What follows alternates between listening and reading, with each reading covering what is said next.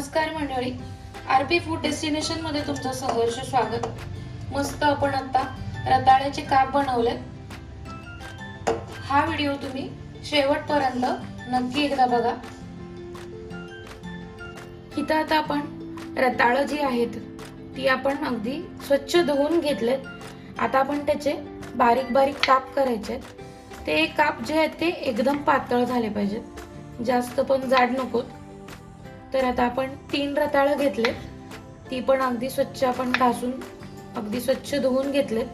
थोडासा त्याच्यावर जो काळपट भाग होता तो पूर्ण आपण काढून घेतलाय।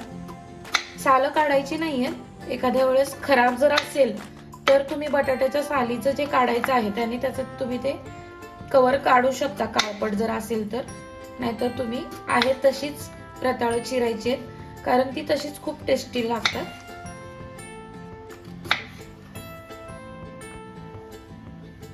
इथं आता आपण अगदी पातळ असे रताळं व्यवस्थित अगदी चिरून घेतले। आता आपण पुढची प्रोसेस बघूया। आता आपण इथं एक 2 ते 3 किंवा 2.5 चमचा तूप घ्यायचं।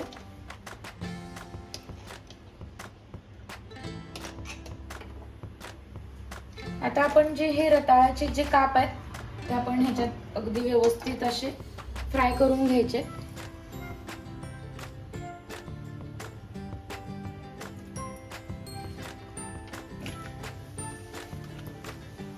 असं जास्त पण तूप तापवायचं नाही आपल्याला।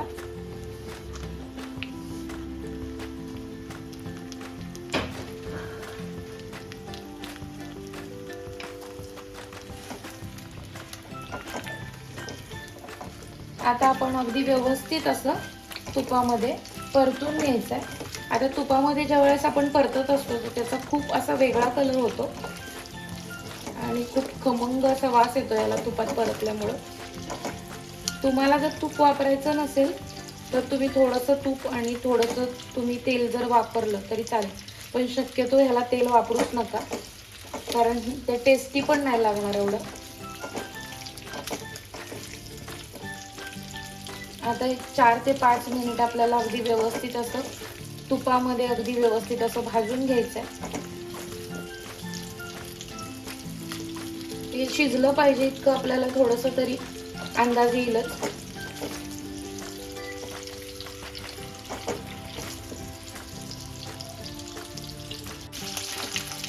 हे बघा, पूर्ण असा आपला कलर जो आहे तो चेंज होतोय आता, म्हणजे आपण तुपात असं एकदम तळल्यासारखं त्याचा कलर होतोय। तर जरा तूप आपलं थोडंसं जास्तच वापरायचं, जास्त म्हणजे एवढं पण जास्त नाही, एक 2-2.5 चमचे। तर खूप टेस्टी लागतं हे, आणि आता शिवरात्रीमुळे उपवासाला खायला सुद्धा खूप छान आहे हा म्हणजे प्रकार। बाकी आपण खिचडी, बटाटा किंवा वेफर्स ह्या ज्या गोष्टी आहेत त्या आपण नेहमीच खातो। आता आपण इथं गूळ घेतलाय, एकदम असा पोकळ असा खिसून घेतलाय आपण हा गूळ। तर जास्त प्रमाणात गूळ नकोच आहे, तर आपण गूळ टाकायचा एवढा। जास्त गुळाने पण ते चांगलं नाही वाटत। आपण किती गूळ त्याच्यात ऍडजस्ट होतोय बघूया, त्यानुसार गूळ टाकायचा।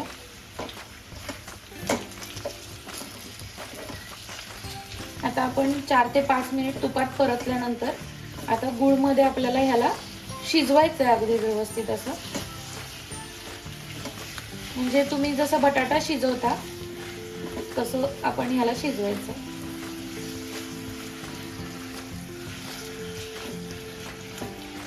तुम्हाला अजून थोडासा गूळ टाकायचा असेल तर टाकू शकता। बघा, आपण एवढा हा पण टाकून घेऊया।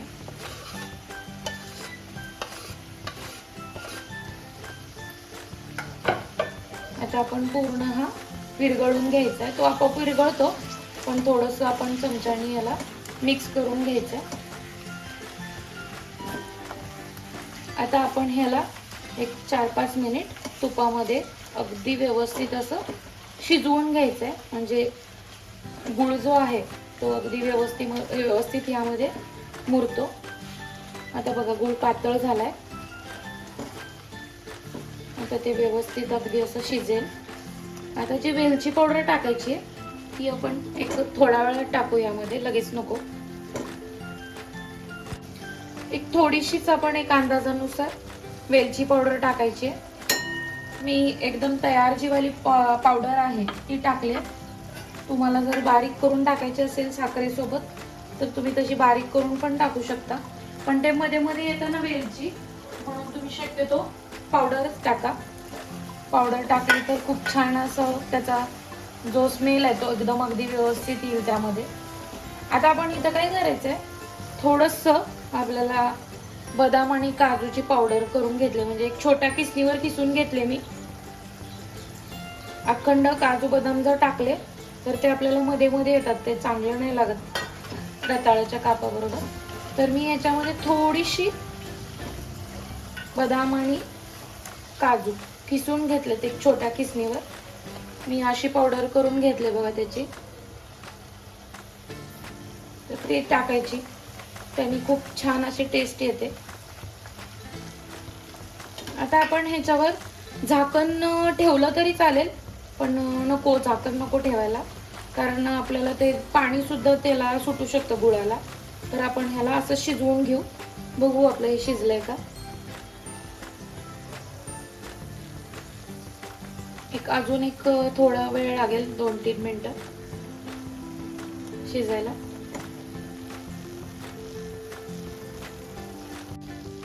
आता आपलं हे तयार झालंय, म्हणजे अगदी शिजलंय आपलं, बटाट्यासारखं जे असतं तसं शिजलंय, म्हणजे पूर्णासारखं म्हणायला हरकत नाही.